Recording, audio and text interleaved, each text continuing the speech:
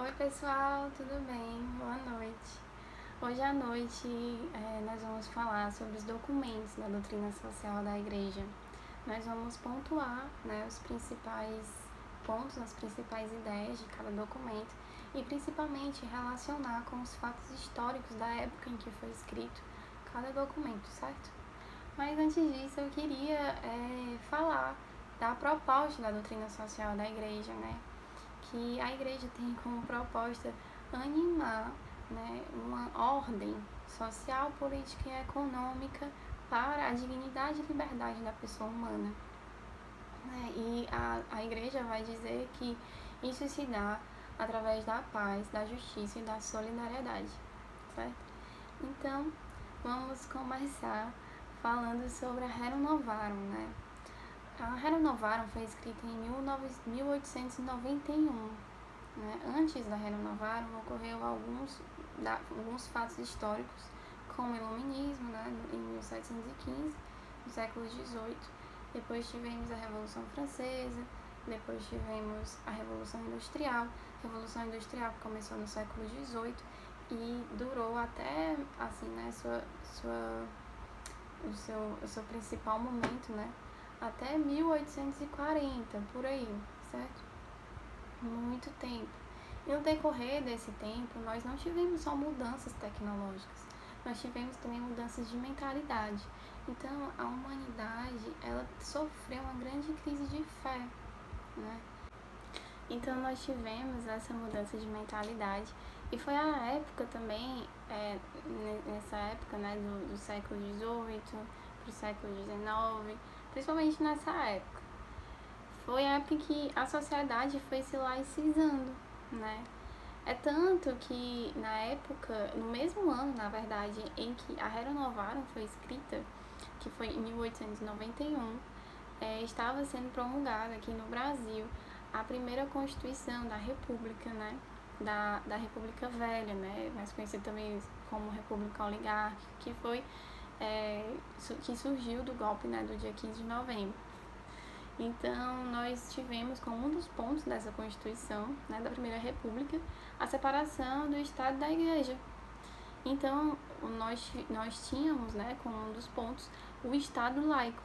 Então, não só na Europa, a sociedade foi se laicizando, mas também aqui no Brasil, que era um país muito católico, ainda é predominante, graças a Deus, mas antes era totalmente diferente. O resto da humanidade foi sofrendo uma crise de fé. Então, além disso, naquela época, as indústrias estavam crescendo, a mentalidade do lucro estava crescendo e foi se disseminando uma mentalidade liberal de economia extremamente maçante, E em recriminação a isso, Karl Marx, em 1870, escreveu a sua obra O Capital, propondo o comunismo. Então, nós tínhamos aí dois polos principais, digamos assim, que era o liberalismo, de um lado, e o comunismo de outro. E a Igreja, desde sempre recriminava, essas duas mentalidades. Então, em 1891, Leão XIII escreveu a Rerum Novarum, E ele falava sobre esses pontos no documento. Falava sobre o capitalismo, o socialismo, sobre as condições de trabalho, sobre salário, sobre família e Estado, Então, ele foi discorrendo sobre isso. A Rerum Novarum foi o primeiro documento da doutrina social da Igreja, Então, o tempo foi passando, Em 1917, nós tivemos a Primeira Guerra Mundial, Depois disso, nós tivemos a Revolução Russa, Que se deu muito também dessa mentalidade, de Karl Marx.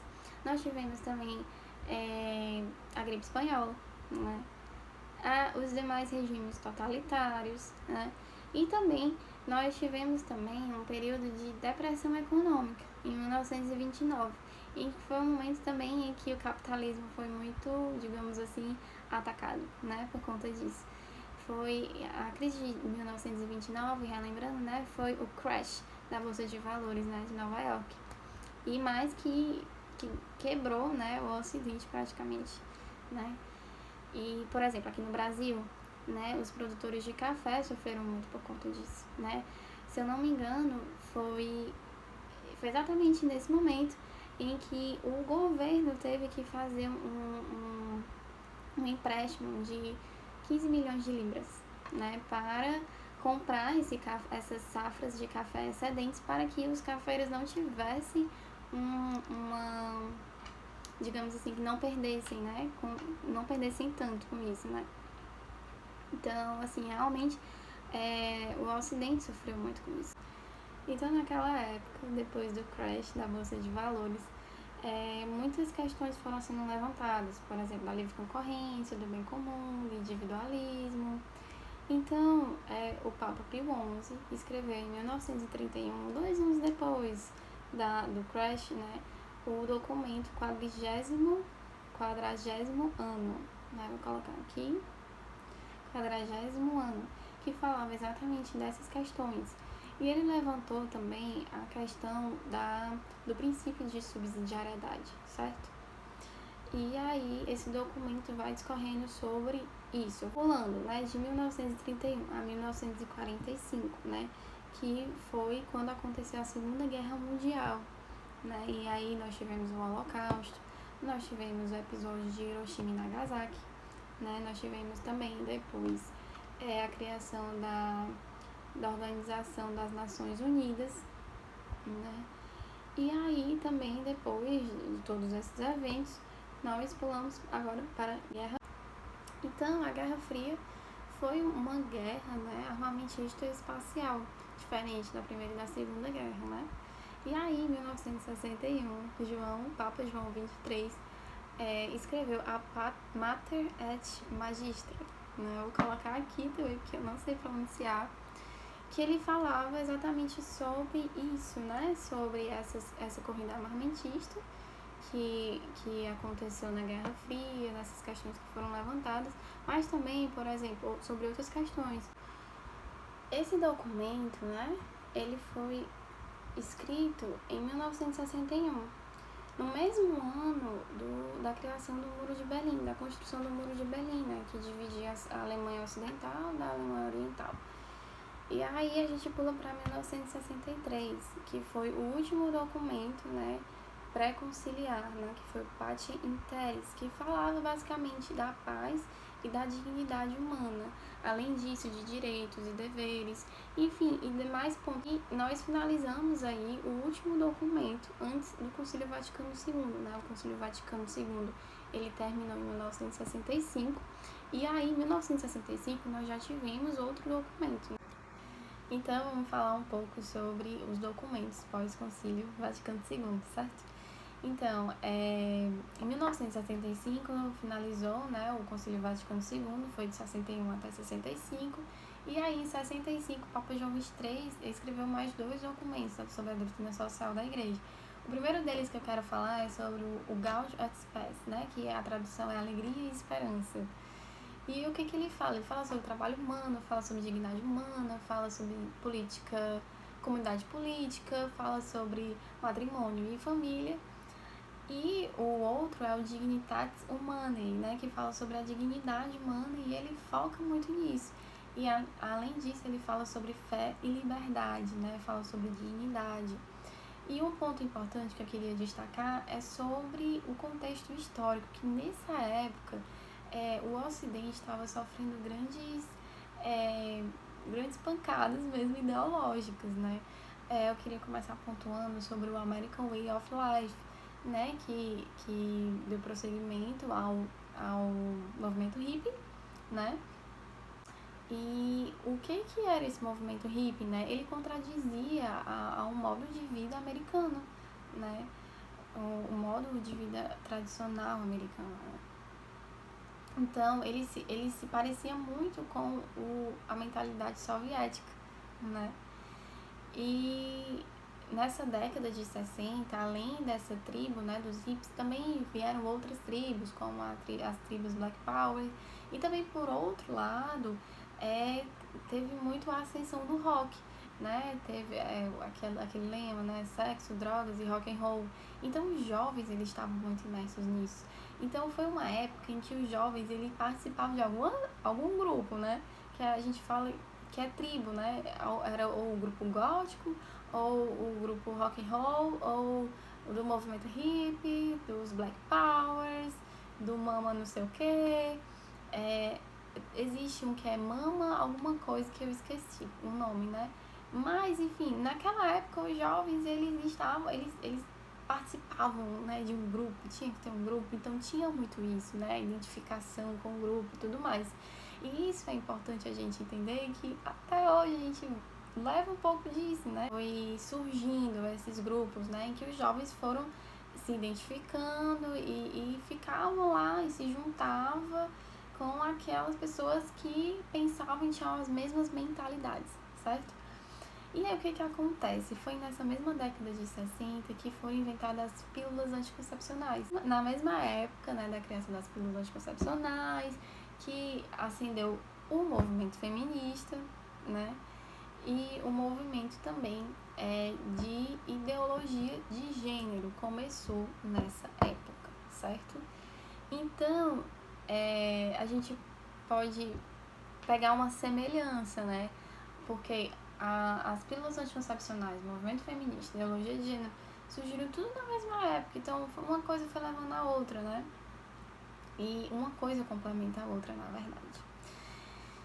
Então, é o Dignitatis Humanae e fala dessa dignidade humana, né?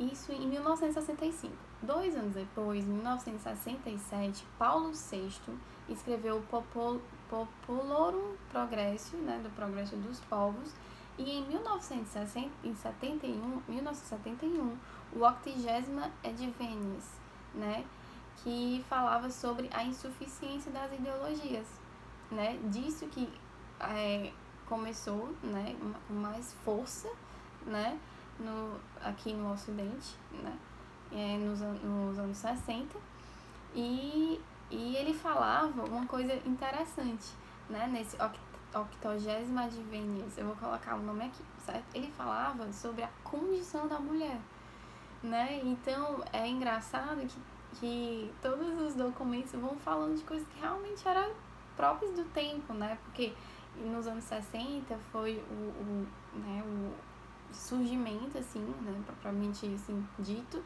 do movimento feminista, né, assim, a ascensão, na verdade, né, acho que não o surgimento, mas a ascensão, né, do movimento feminista, pílula anticoncepcional e tudo mais. Ele vai falar aqui da condição da mulher, né, da dignidade da mulher. Ele também vai falar sobre o marxismo e o liberalismo, né, continua ainda falando sobre isso. Coisas que na época também estavam muito próprias da época, né? Por exemplo, porque foi nessa época, né, em 65, em 64, na verdade, que nós tivemos o momento de intervenção militar, né, que basicamente foi para lutar contra a ascensão do comunismo, né, contra contra o comunismo aqui no Brasil. E aí as ideologias marxistas estavam muito fortes aqui no Ocidente, né? Estavam chegando com muita força, né? Então a gente teve aí lutas contra essa ideologia, e uma das formas do nosso país de lutar contra essa ideologia foi fazendo a intervenção militar, né? Então nós tivemos esse episódio aqui no nosso país, para vocês terem noção, né? Assim, que realmente foi continuando falando dessas ideologias, né, nessa 80ª Advenies de Paulo VI, né, em 71, ano que meu pai nasceu.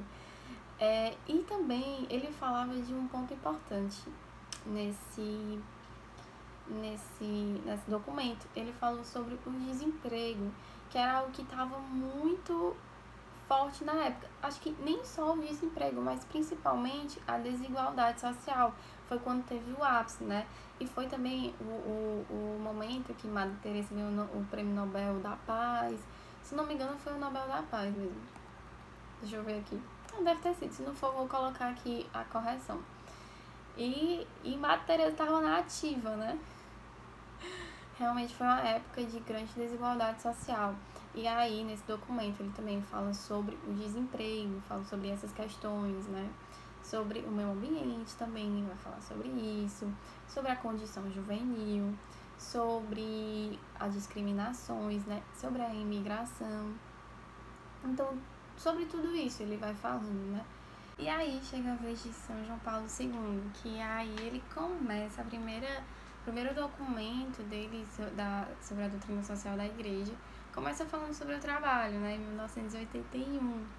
E 6 anos depois do falecimento de São José Maria Escrivá, que é o fundador da prelazia da Opus Dei, que a vocação deles basicamente é a espiritualidade no trabalho, né? A santificação no trabalho. E 6 anos depois, São João Paulo II escreve o Laborem Excelsis, né? Que fala sobre o trabalho humano, a espiritualidade no trabalho, ética no trabalho, direito à associação, salário justo, dignidade no trabalho. Fala dessas questões trabalhistas, certo? Depois dessa carta encíclica, né, esse documento, ele escreve Solicitudo Rei Socialis, né, em comemoração ao 20º aniversário do Populum Progresso, né, escrito por Paulo VI. Se eu não me engano, foi Paulo VI que escreveu o Populum Progresso. Foi Paulo VI em 1967. Depois dessa encíclica, o que aconteceu? São João Paulo II ajudou, né, assim, o Ocidente a derrubar o Muro de Berlim, né, que dividia a Alemanha, dividia o Ocidente, né, e o Oriente, né, em questões ideológicas. E aí foi na época que o Muro de Berlim caiu, né, veio a ruir, e também teve o colapso da União Soviética, né? E aí nós tivemos depois a Guerra do Golfo, né? E também é interessante notar que depois de 1987 teve as primeiras questões ambientais, né? Tiveram cientistas discorrendo sobre a camada de ozônio, e aí tiveram alguns desastres ambientais mesmo, por exemplo, de Chernobyl, né? E o navio petroleiro no Alasca. E aí teve algumas questões ambientais, né? E aí tivemos a cúpula da Terra do Rio 92, né? Que foram uma série de regras e acordos. Eu não tenho propriedade para falar sobre isso. Teve depois disso o Tratado da União Europeia. E nós vamos para a última de São João Paulo II, que foi os centésimos anos, em 1991, que falava sobre democracia, solidariedade, propriedade privada, destinação universal dos bens, participação e direitos dos trabalhadores, colapso do comunismo, né?